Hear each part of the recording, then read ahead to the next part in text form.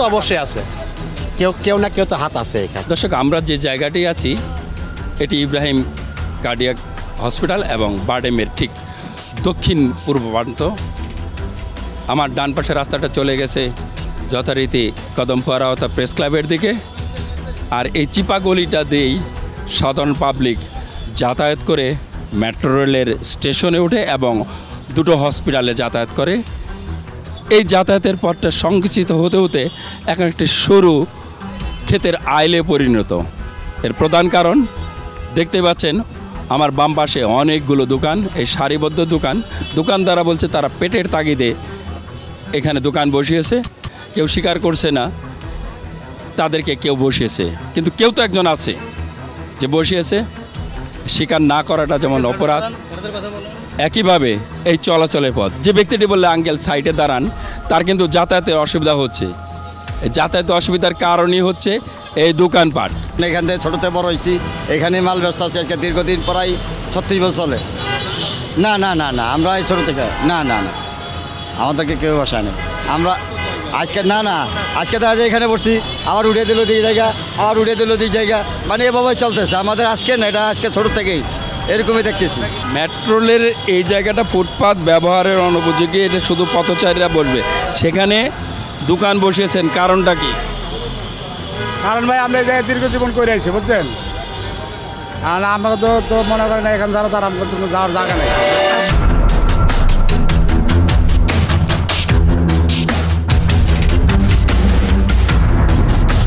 ফুটপাতে দোকান বসানোর সুযোগ নেই, আপনি বসাচ্ছেন, আপনাকে কে বসালো? না, কেউ অনুমতি দেয় নাই। আপনি যে বসলেন আমরা এটা না এটা আমরা অনেক আগে থেকে এখানে করে খাইতেছি ফুটপাতে, ওই হিসাবেই বই, কারো কোনো চাঁদা মাদা নাই। স্টেশনের নিচে চলাচলের পথে আপনি দোকান বসিয়েছেন কেন? ভাই এই জব আমাকে দেওয়ার কেটে নাই, ক্ষুদ্র মানুষ আমরা রাস্তায় করে কেটে খাই, এই জন্যই আছে। এবং কি স্টেশন হওয়ার আগেও আমরা ছিলাম এই জায়গাতেই। পূর্বের আইন আর স্টেশন হওয়ার পরে স্থানের আইন তো ভিন্ন। না, আইন ভিন্ন, ঠিক আছে, আমরা মানি অনেক, কিন্তু আমাকে যাওয়ার তো আর রাস্তা নাই। অন্য জায়গায় যে কিছু করে খাবো এই কর্ম তো আমাকে নাই। না, কারোর চাঁদা দেয় না, কারোর চাঁদা দেই না। আপনি যদি কোন যে কাকে দেন তাহলে তো হইল না, আমি তো দেই না, আপনি বললে পারবার কি হবে। আরে ভাই, বড় ভাই যারা তা এরা ফুটপাতে ব্যবসা করে না, বড় মার্কেটে ব্যবসা করে তারা। আরে তো বিশুদ্ধ জায়গা, অবদ্ধ জায়গা এটা। হ্যাঁ, না আমি কোনো বসতে পারি, আমি দাওয়া দিলে দূরে যাই, আবার আইয়া বসি। আমি মনে করি আইয়া দাওয়া দিলে ডিস্টার্ব যদি হয়, আবার মনে করি আমি যাওয়া লাগে হইয়া।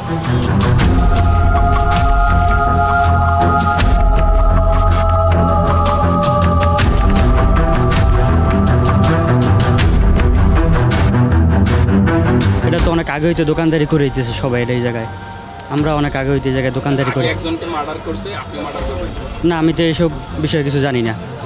বিষয়টা কে জানে? দোকান তো আপনার। না, মুরব্বী আছে একজন, উনি আছে ওই জায়গায় আছে। আমরা তো কারো অনুমতি নেই নে বাবা, কি জন্য সিটি কর্পোরেশন এসে আমাদের উঠোই দেয়, আমরা চলে যাই, পুলিশে উঠোই দেয়, আমরা চলে যাই, কি জন্য আবার এসে আমরা বসাই। আমাদের পেটের জ্বালায় আমরা এগুলো করি, কি জন্য? আমরা যদি এখন দোকান না করি, আমার মতন বৃদ্ধ এখন না খাইয়ে মরতে হবে, আমার সংসারটা ধ্বংস হয়ে যাবে বাজান। এই যে পথ সংকুচিত হচ্ছে, এটাকে আপনি কিভাবে দেখছেন? এটা তো একটা খারাপ দিক। আপনাদের উচিত এইটাকে আরও সম্প্রসার করে রাস্তাটা পরিষ্কার করে ফুটপাথটা ক্লিয়ার করে দেওয়া উচিত। এটা যাদের দায়িত্ব ছিল তারা কি ফেল করেছে? 100% ফেল করছে। কেউ তো অবশ্যই আছে, কেউ না কেউ তো হাত আছে এখানে। এরা তো ইচ্ছা করে বসতে পারে না কখনো। এরা একটা ফুটপাথের জায়গা, সামনে মেট্রো রেল, এরা কীভাবে বসবে? কেউ না কেউ তো এখানে তাদেরকে দিয়ে তো এই যে তাদের স্বার্থ হাসিল করে। এটা তো অবৈধ, এই যে আমরা চলাচল করতে পারতাছি না, দেখেন এই যে কীভাবে দোকানপাট বসেছে, এটা তো আমাদের রাস্তা পাবলিকের। মানুষের চলাচলের পথ আটকে দিয়ে দোকানপাট করা। একজন লোক কর্মের কারণে ব্যবসা করতেই পারে, কিন্তু ব্যবসা করবে কোথায়? ব্যবসা করার জন্য নির্ধারিত স্থান থাকা দরকার, যেখানে মানুষের সুবিধা হবে, অসুবিধা নয়। কিন্তু এখানে যে দোকানপাটগুলো গড়ে উঠছে প্রত্যেকটি পথচারীদের অসুবিধা করার জন্য। এর পিছনে শক্তি কেউ না কেউ আছে, আমরা খুঁজে চেষ্টা করব।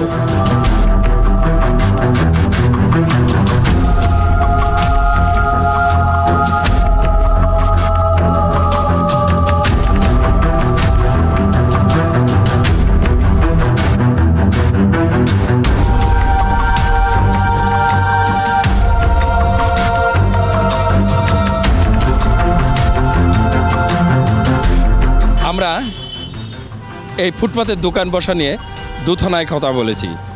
একটি শাহবাগ থানা বলছে যে এই অংশটি আমাদের নয়, রমনা থানার দায়িত্বপ্রাপ্ত কর্মকর্তার কাছে এসেছিলাম, তিনি জানিয়েছেন ব্যবস্থা নেবেন।